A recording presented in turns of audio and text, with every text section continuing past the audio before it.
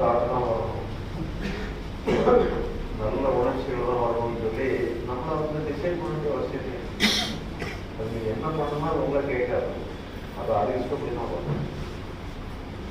நம்ம வேலைங்கிறது சொன்னால் புறத்தில் நம்ம என்ன செய்யணுமோ அதுதான் செய்யணும். அதில் வந்து நம்ம எதை செய்யணுமோ அதுதான் செய்யணும், எதை செய்யக்கூடாதோ அதை செய்யணும். அங்கெல்லாம் தர்ம நியாயங்கள் எல்லாம் வரும். அப்போ நம்ம செய்ய வேண்டிய செயல்களை பொறுத்தளவில் ஒழுங்கு, நியாயம், தர்மம் எல்லாமே. அகத்தை பொறுத்தளவில் நம்ம இன்னொரு செயலாக தான் நம்ம ஒரு கள்ளங்கவனம் இல்லாத குழந்தை எப்படி இருக்கும் அப்படின்னா எதுலாம் வேணாலும் மேஷம் பண்ணலாம், இயற்கை எது வேணாலும் என்ன எமோஷனும் இருந்தாலும். அதாவது நம்ம எமோஷன்னா என்ன, அகம்னா என்ன, செயல்னா என்ன, புறம்னா என்னன்னு திருப்பி சொல்லிட்டாரு. நம்முடைய வாழ்க்கையை வந்து இதுதான் வந்து ஆன்மீகத்தில் வந்து அந்த அகத்தை மட்டும் தான் டேட் பண்ணுறாங்க.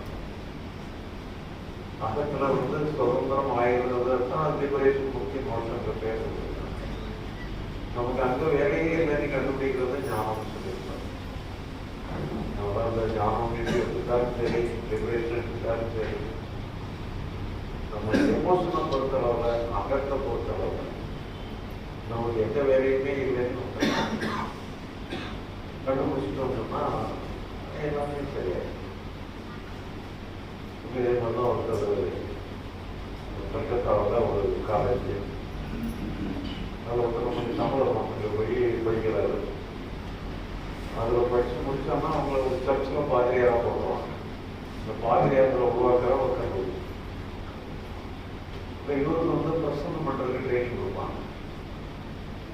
இவர் இருந்துச்சுன்னா மைக்கை பிடிச்சான்னு சொன்னால் கைகள்லாம் கீழே ஆட ஆரம்பிச்சு. அவருக்கு என்ன பண்ண இந்த கைகால் ஆடத்தெல்லாம் நிறுத்துறதுக்கு என்ன பண்ணது அவர் நம்ம யூடியூப்ல நம்ம டாக்டராக பார்த்துக்கலாம். பார்த்துட்டு நம்ம இதுக்கப்புறம் அவங்க கை காட்டணும் பயலாம் நம்ம வீட்டுக்கு வந்துடுவாங்க நன்றி சொல்கிறேன் அவங்களுக்கு. இப்போ என்னன்னு சொன்னால் இதெல்லாம் வந்து நம்ம அறியாமல் கை காலம் ஆட்டலாம், நாம ஆட்டணும், நாம பயப்படலாம் பேசலாம். அதுதான் நம்ம அறியாமல் வருது. செயற்கை மட்டுமே இல்லை, அது இயற்கை. நம்ம வேலை என்ன, செயற்கை எது, நம்ம பேசணும், எதை பேசணும், எதை பேசக்கூடாது, எதை முதல்ல பேசணும், எதை ரெண்டாவது.